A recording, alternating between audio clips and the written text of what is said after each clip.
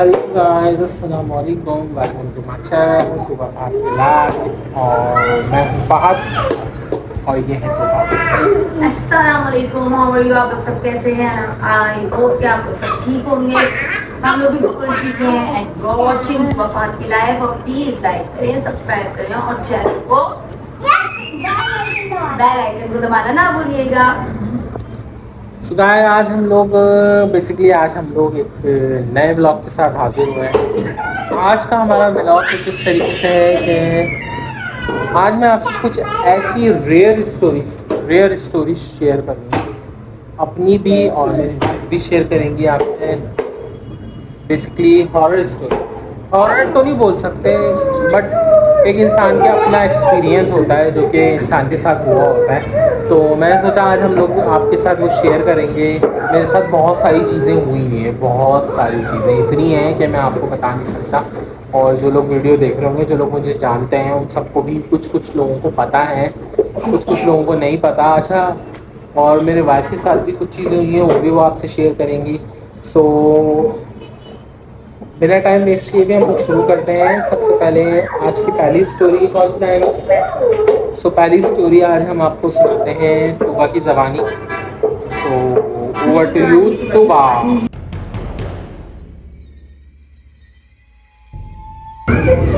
Okay, तो आज मैं आपको जो कहानी सुनाने जा रही हूँ, जो किस्से सुनाने जा रही हूँ, ये किस्से हैं वैसे छोटे छोटे से। ये स्कूल से रिलेटेड है। आपको पता है कि तमाम जितने भी पुराने स्कूल होते हैं, इनमें कुछ ना कुछ मौजूद होता है। इनसे रिलेटेड बहुत सारे किस्से कहानियाँ होती हैं, क्योंकि जितने भी बड़े स्कूल हैं ना, ये काफ़ी पुराने होते हैं। और पुराने होने की वजह से इन्होंने काफ़ी नस्लें देखी भी होती हैं। और किस स्कूल में क्या होता है आपको नहीं पता, क्योंकि रात में तो बंद होते हैं। इनमें रात में कोई लाइट्स वगैरह नहीं होती। ये दिन में जो है रौनक वाले होते हैं और रात भर जो है ये बंद रहते हैं। इनमें पेड़ होते हैं, तो इनमें बहुत सारी चीज़ें पाई जाती हैं। अभी जो मेरे साथ जो चीज़ें आई हैं, क्योंकि आप लोगों को पता है मैंने रिसेंटली स्कूल ज्वाइन किया है, तो मैं स्कूल का नाम वगैरह नहीं मेंशन करूँगी, लेकिन ये है कि मेरी एक हैबिट है कि पास टाइम क्योंकि मैं अभी न्यू हूँ वहाँ पे, तो मुझे इतना ज़्यादा स्कूल से रिलेटेड कुछ मालूम नहीं है। लेकिन मेरा क्या होता है कि मैं जैसे ही ब्रेक होता है, तो मैं नीचे जाने के बजाय मैं क्या करती हूँ, अगर मैं ऊपर होती हूँ तो मैं खामोशी से नहीं बैठी रहती हूँ। और बच्चे तमाम जो स्टूडेंट्स होते हैं वो नीचे चले जाते हैं ब्रेक के लिए। और जब वो वापस आते हैं तो मेरी जब क्लास होती है, मैं उस क्लास में चले जाती हूँ। तो मुझे जो मेरे साथ मेरी कोई होती है, मेरी टीचर होती है, उन्होंने मुझे कहा कि तू आप ऐसा मत करा करें। तो कहने लगी कि मैं इसलिए ये कह रही हूँ क्योंकि हमारे साथ कोई ऐसी हो चुकी हैं जो हम चाहते हैं आपके साथ ना हो। मुझे थोड़ी क्यूरियोसिटी हुई, मैंने कहा ऐसा क्या हो और मैं साहब ज़रा मुझे बताएंगी। तो उन्होंने मुझे कहा कि बेटा, मैं भी इसी तरह करा करती थी, मैं भी अकेले क्लास में जाकर बैठा करती थी। और जब मैं अकेले क्लास में बैठी हुई थी, जब कोई स्टूडेंट वहाँ पे नहीं था, सारे स्टूडेंट्स नीचे थे, वहाँ ऊपर कोई भी नहीं था, सिर्फ मैं ही क्लास में मौजूद थी और बाकी जितनी क्लासेस थी वो सब खाली थी। तो सडनली मैं अपने काम में मसरूफ थी और मुझे आवाज़ आती है, यस मिस। और फिर उनका कहना है कि उस टाइम जो मेरी कंडीशन थी, कहती है मैंने अपनी जाके सीनियर टीचर को बताया, तो उन सीनियर टीचर ने कहा कि मिस हम आपको मना करना चाहते थे, पर ना जाने आप क्या समझती, इसलिए हमने आपको जो है मना नहीं करा। लेकिन कभी भी ऊपर क्लासेस में, ख़ास तौर पर ऊपर आप क्लासेस में अकेले नहीं बैठिएगा। अच्छा, उसके बाद कहती हैं कि एक और हादसा पेश आया। एक टीचर थी जो स्टेयर्स पे से जा रही थी और दूसरी टीचर नीचे आती है। तो ये स्टेयर्स का रास्ता है और ये नीचे आने का रास्ता, मतलब ये ऊपर जा रही है और वो नीचे आ रही थी। इसके बाद फ़ौरन नेक्स्ट स्टाफ रूम है। तो कहती है मैं आके स्टाफ रूम में बैठ गई और वो टीचर ऊपर चली गई है। कहती है जैसे ही मैं स्टाफ रूम में आके बैठती हूँ तो मैं देखती हूँ खुले बालों के साथ वो टीचर वहाँ बैठी हुई है। मैंने उनसे कहा कि अभी तो आप ऊपर गई थी।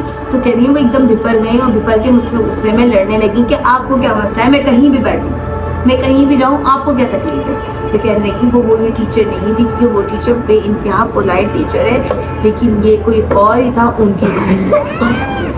तो ऐसे छोटे छोटे किस्से स्कूल में बहुत होते हैं और हर स्कूल में होते हैं। हम जिस स्कूल में पढ़ते थे वो स्कूल की इमारत भी बेइंतहा पुरानी और बहुत वसी थी और बहुत वसी, बहुत बड़ी रकबे पे फैली हुई थी वो स्कूल की इमारत।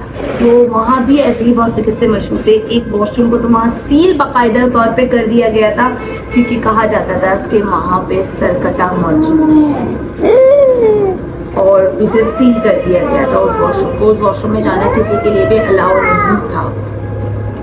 पीछे जो हमारा प्लेग्राउंड था हमारे स्कूल में, वो प्लेग्राउंड बच्चों के लिए बंद कर दिया गया था, क्योंकि वहाँ जो भी चीज़ें थी उन्होंने बच्चों को तंग करना शुरू कर दिया था।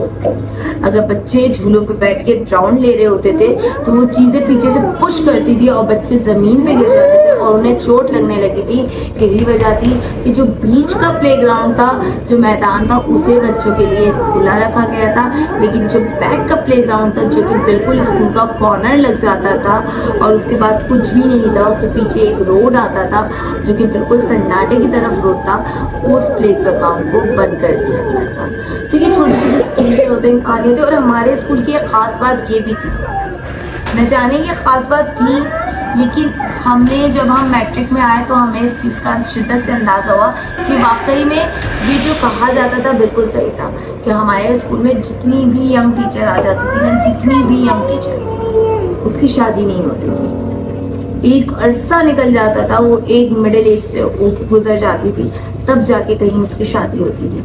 अब न जाने कि स्कूल का कुछ था असर या ये किस्मत थी, ये नहीं कह सकते, लेकिन मोस्टली 70% टीचर्स ऐसी थी जो बहुत यंग एज में आई थी और वो मिडिल एज क्रॉस कर चुकी थी, लेकिन उनकी शादियां नहीं होती थी। ये किस्से कहानियाँ थी स्कूल से रिलेटेड। अच्छा, जब हमारे स्कूल की बात आती है तो हमारे स्कूल में जो चीज़ें थी ना, वो बिखर चुकी थी। न जाने किसी के आने से, न जाने किस वजह से, जब वो चीज़ें बिगड़ने लगी तो खास तौर पर बुलाया गया। जो प्रे वगैरह करते हैं उन्होंने प्रे की और उन्होंने जो है पानी का स्प्रे वगैरह किया। उसके बाद ये चीज़ें थोड़ा काम डाउन हुई और कंट्रोल में आ गई। तो मेरा तो ख्याल यही है कि आप जब भी स्कूल वगैरह जाएं, तो ये एक इस हमारे स्कूल की कहानी नहीं है, हम जैसे बहुत बड़े बड़े स्कूल हर जगह मौजूद है और ये हर स्कूल की कहानी। तो जब भी आप अपने बच्चों को भी भेजा करें, मेरी यही रूटीन थी। जब मैं सुबह को भेजती थी तो मैं आयतल कुर्सी और तीनों बोल पढ़ के उन पर हसार खींच के भेजा करती थी। तो आप लोगों से भी यही कहूँगी कि जब भी स्कूल वगैरह बच्चों को ये थी मेरी कहानी।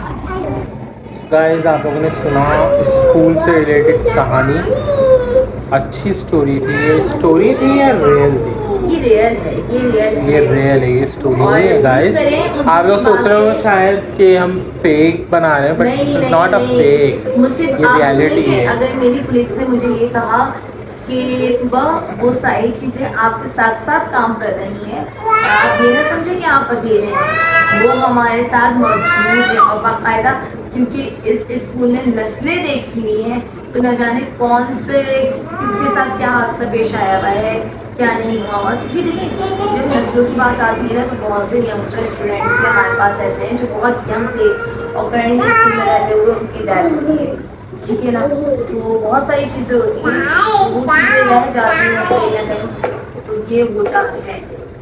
बिल्कुल होता है, स्कूल में तो काफ़ी ज़्यादा होता है, हर स्कूलों में होता है। हमारे भी स्कूल था जहाँ पे हम लोगों को सख्ती से मना किया जाता है वॉशरूम वगैरह जाने को। ज़्यादातर ये खुले एरिया होते हैं ना, बेसिकली स्कूल में दिन भर स्कूल आबाद रहता है, मतलब दिन भर तो स्टूडेंट्स होते हैं, उसके बाद रात के वक्त बंद हो जाता है, बिल्कुल अंधेरा हो जाता है। तो लाजमी बात है, ना फजर की रोशनी है ना अजानों की आवाज़ है, तो वहाँ ऐसी चीज़ें लाजमी पाई जाती हैं। तो बस ये है, तो स्कूलों में तो खैर होता है, हर स्कूलों में होता है। आप भी इस बात को रिलेट करेंगे। यदि आपने हमारी वाइफ की सुन ली, वो रियल स्टोरी है उनकी, थोड़ा सा हमने उसमें से कुछ छुपाया, बता दिया, कुछ ज़्यादा नहीं बता सकते थे इसमें।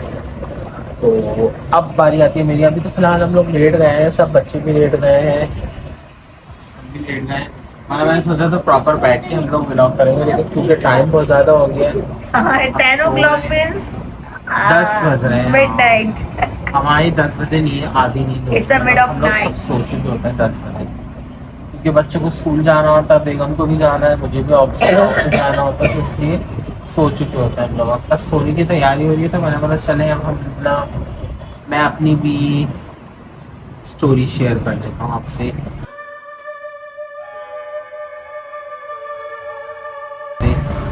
ये रियल स्टोरी है, मतलब रियल स्टोरी से मुराद ये मैंने अपनी आंखों से देखा था, ऑब्जर्व किया था, और जो है फीलिंग मेरी क्या थी उस वक्त, क्योंकि आज से 8 साल हमारे 8 साल हमारी शादी को हो गया, सॉरी 9 हो गया, 8 साल हमारी शादी को हो गए हैं। तो उसके बाद वो मंगनी से पहले 3 साल पहले की बात, मतलब 3-4 साल पहले जब मैं फर्स्ट टाइम जो है एतिकाफ में बैठा था, वहाँ की स्टोरी है। तो कुछ लोग जो मेरे को देखते हैं वो लोग भी ऐसे स्टोरी को जानते हैं, क्योंकि बहुत ज़्यादा सुनी हुई है लोगों ने मेरे से, मैंने बहुत ज़्यादा सुनाई है अपने दोस्तों को भी, क्योंकि रियलिटी थी तो इसलिए। अच्छा होता ये है कि इसमें एक मैसेज भी है जो कि आपको जरूर मिलेगा एंड में, अगर आप लोग सुनेंगे गौर से स्टोरी को। तो होता ये है कि एतिकाफ के अंदर तो लोग बैठ जाते हैं, बहुत अच्छे से बैठ जाते हैं। हमने तो फिर शुरू से जो है ना बहुत सी किस्से कहानियाँ सुनी हुई थी एतिकाफ के बारे में, एतिकाफ में क्या है, यानी लोग डराते भी थे एतिकाफ के नाम से, उस पर ये हो जाता है, उस पर हो जाता है। शुरू से हमारे जहाँ हम लोग पहले रहते थे ना दादी वाले घर में, वहाँ पे ये स्टोरी जो है ना बहुत ज़्यादा उजागर हुई थी। एक शख्स एतिकाफ में बैठा था, उनको मैं जानता हूँ, मतलब हमारी गली में रहते थे। तो पहले जो ना हुजरे वाला एतिकाफ होता था, हुजरे बने हुए होते थे छोटे छोटे, उस हुजरे में जो ना इबादत करनी होती थी, इबादत हुजरे में ही होती थी, समझो वो बंदा हुजरे से ही उठता था फिर। तो फिर हुआ ये कि वो हुजरे में इबादत कर रहा था। अच्छा स्टोरी बाद में पता ये चली, सो उनका दिमाग पलट गया था बेसिकली, बस ये इतनी स्टोरी। और इस वक्त हम बताओ कितने साल के होंगे, मुश्किल से 3 साल के होंगे, 3 साल 4 साल के बच्चे को आप क्या याद होगा। उस वक्त के दौर के बच्चे जो हम लोग थे ना 90s और 92, 93, 94 के जो बच्चे थे ना, उस वक्त के बच्चों में इतना ज़्यादा एक्टिविटी के बारे में नहीं होता था, सिर्फ खेल होता था कि खेलना है, हमें साइकिल चलानी है, बैट बॉल खेल लेना है, या पकड़ा पकड़ाई खेलने हैं, छुपन छुपाई खेलने हैं, साइकिल चला रहे हैं, ये वाले ज़्यादा होते थे। और जो किस्से की कहानियाँ मोहल्लों में होती थी ना, किसी ने कुछ सुना दिया, किसी ने और स्टोरी सुना दी, वो ज़्यादातर बच्चों को याद रहती थी।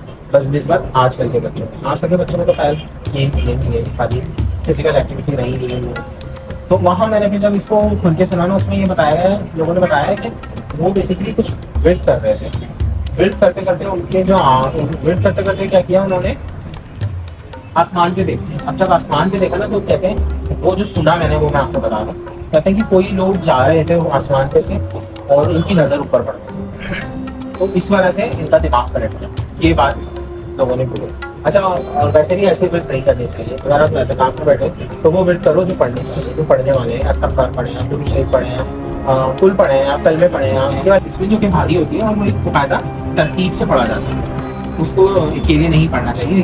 जैसे आयत करीमा का जो वेट करते हैं वो बहुत सारे लोगों के साथ पढ़ा जाता है, या जिक्र जो करते हैं, जिक्र भी अकेले कभी भी नहीं करना चाहिए। जिक्र में आप देखते हैं इमाम साहब मौजूद होते हैं बहुत सारे, तो जो जिक्र होता है ना वो भी जो है इमाम साहब मौजूद होते हैं, बहुत सारे लोग सब मिलकर उनके साथ उनकी निगरानी में करते हैं। अकेले बहुत कमी होता है जिक्र, अकेले आप नॉर्मल जिक्र कर सकते हैं, जैसे अल्लाह पढ़ कुल पढ़ लें, अल्लाह पढ़ लें, ये सही चीज़ें होती हैं। भाई कहते हैं जो सुना है वो बता रहा हूँ, मुझे नहीं पता इसमें कितनी सदा है, लेकिन जो सुना है वो यही सुना है। फिर वैसे भी जो बिल्ड होते हैं ना, मैं आपको बहुत सारी स्टोरी सुनाऊंगा जो मेरे साथ रियल भी हुई है वाकई में, इसमें कुछ फेक नहीं है। सर हम हमारा टर्म पॉइंट है एतिकाफ के बारे में बात कर रहा था, तो वो है कि मैंने एतिकाफ किया था और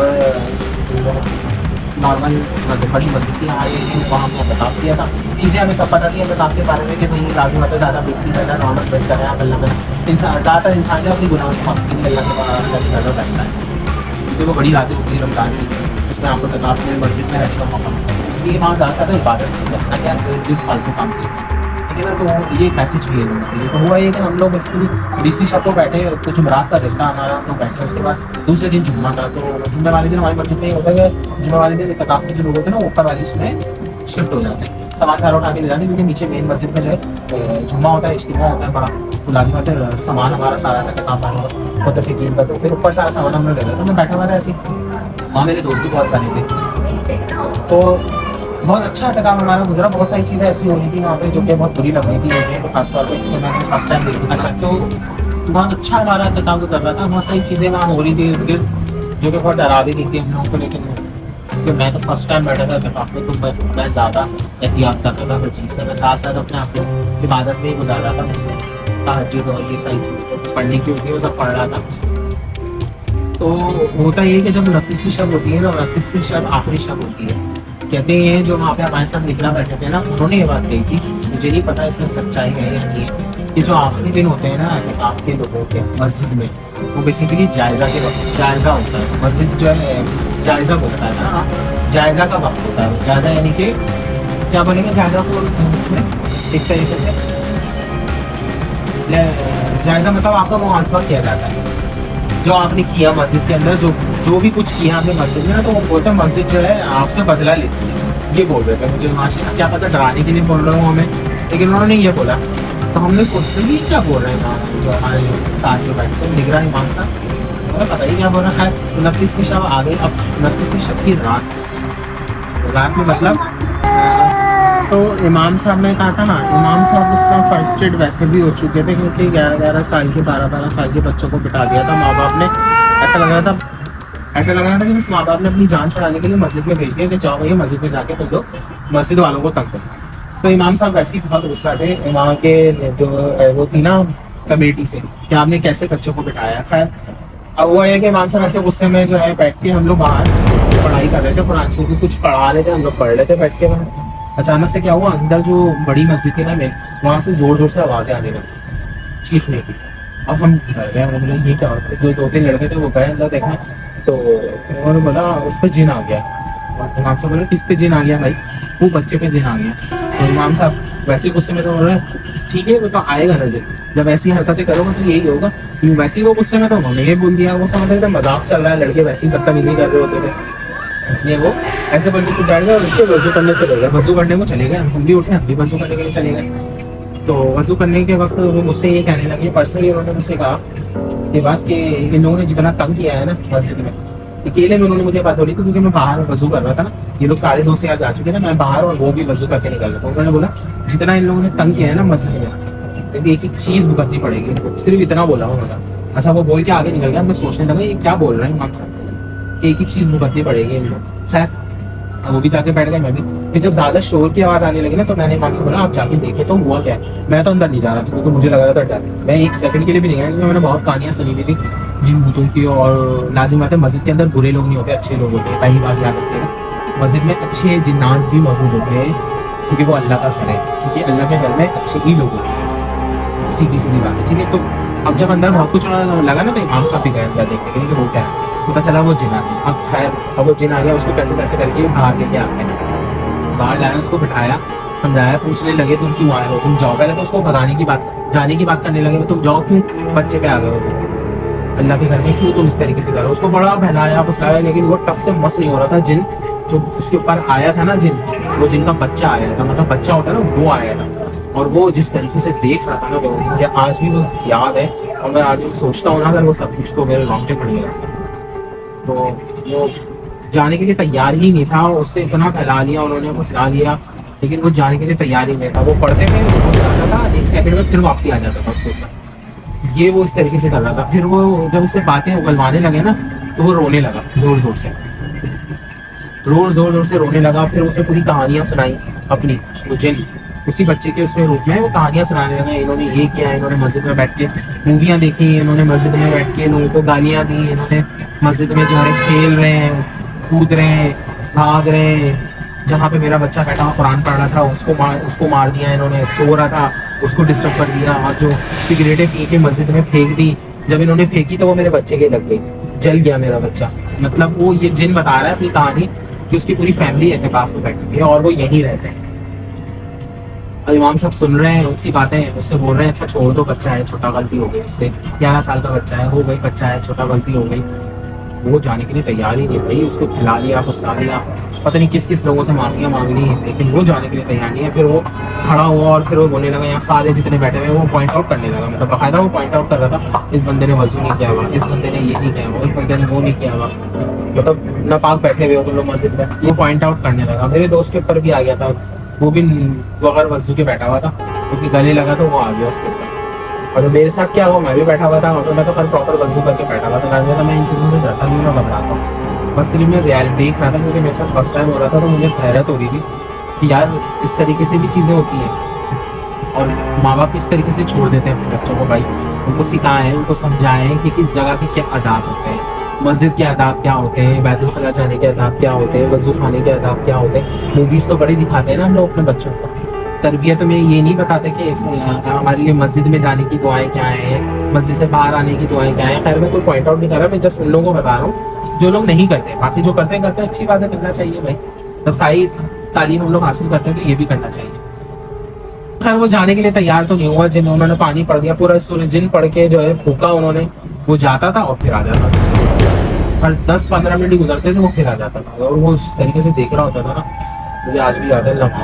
मैं ऐसा लगता है रोंगटे खड़े हो जाते, इतना खतरनाक तरीके से वो। फिर तो मैं तो जो है यकीन करें मस्जिद के अंदर गया ही नहीं, मतलब अंदर के तरफ में गया ही नहीं। मैं तो इतना डर गया था, मैं बाहर ही सोया।